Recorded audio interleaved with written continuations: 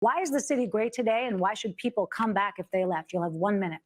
So let me get this straight. January 2nd, Eric Adams is going to Florida like he just won the Super Bowl. Hey, I'm going to Hollywood. Wait a second. You said you're going to Puerto Rico and Dominican Republic on January 2nd to Somos, where all the lobbyists are. Come on, Eric. You can't be in 3 places at one time. How about staying here in New York City and helping people to improve and not to move? Keep the people who are already here, not going on Mr. Sliwa, I think this is a pitch to New Yorkers, not to Mr. Increase the Parks Department budget 2% because we have the most marvelous parks in the outer boroughs and actually Central Park of any city I've ever been in the world. And I didn't go on junkets, Eric, like you're planning to do if you get elected mayor of the city of New York. Mr. Adams, you want to briefly respond to that or no? I want to make sure you feel you had time. No, I'm speaking to New Yorkers, not speaking to buffoonery. All right, thank you. You both made crime a centerpiece of your campaigns. You've touted your experience in public safety.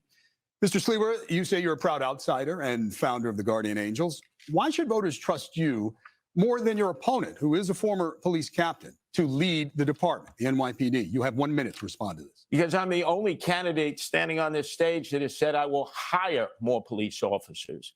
Eric Adams was given an opportunity to go to Washington to sit in that roundtable discussion amongst leaders that I know because I have Guardian Angel chapters in those cities. And after walking out, after President Joe Biden offered money to hire police officers, he said no, as his teammate Bill de Blasio had said before. We need 38,000 cops. We should have taken the money from the federal government. Instead, I'll have a property tax against Madison Square Garden, against Columbia, against NYU. An idea first offered by Andrew Yang, who was a great candidate, who you besmirched every opportunity you had, Eric Adams, and drove him out of the Democratic Party. I would use that money specifically to hire 3,000 cops that we desperately need. It was done by Dinkins and Peter Vallone, Safe City, Safe Streets. That's why we were able to get law and order and public safety back into the streets of New York City in 1990. All right, Mr. Sliwa, thank you. Mr. Adams, you were a senior leader in the NYPD, and you criticized the department at times. Which position do you identify with the most, cop or critic? And how will that influence the way you would lead the department? 1 minute, please. Well, first of all, let's be clear.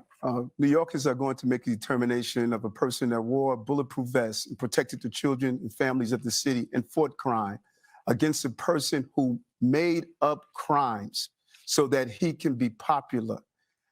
Listen, Mr. Sliwa acknowledged himself that he made up crimes, New Yorkers. That is a crime. And when he was playing cop, I was on the subway system, right in that system during the mid-'80s when crime was high, a radio that didn't work, and I protected the children and families. Let me suggest that, Eric Adams, you are a proponent of carrying a gun. You have said time and time again, when you were borough president, still are, I carry a gun to church.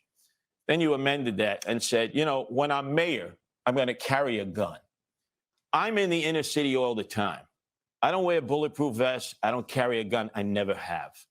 And I'll tell you, if you're going to reach young men who are using guns in violent actions, you cannot say, do as I say, but not as I do. All right, Mr. Sliwa. Why would you need a gun? Wrap you up here. I've Mr. never Adams? used a gun, and I've been shot 5 times offered to carry. All right, let's give it. I am vaccinated, and I was on the ground during COVID, and I know what happened. I saw family members dropping off their loved ones to hospitals, never to see them again.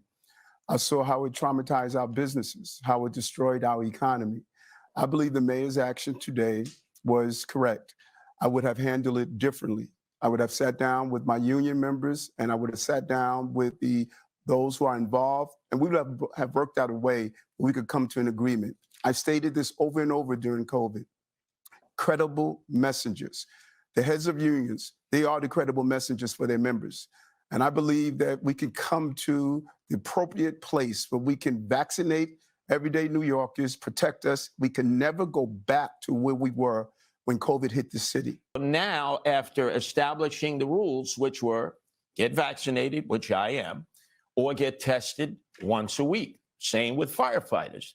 Now, what did we do to the teachers? What did we do to the healthcare workers who were crawling into the belly of the beast during the lockdown and the pandemic? I know, because I and the Guardian Angels were taking care of the emotionally disturbed and the homeless in the subways and in Penn Station. We cheered them at night at 7. Then all of a sudden we decided, de Blasio, who has supported Eric Adams here, a better team, that all of a sudden they would lose their jobs.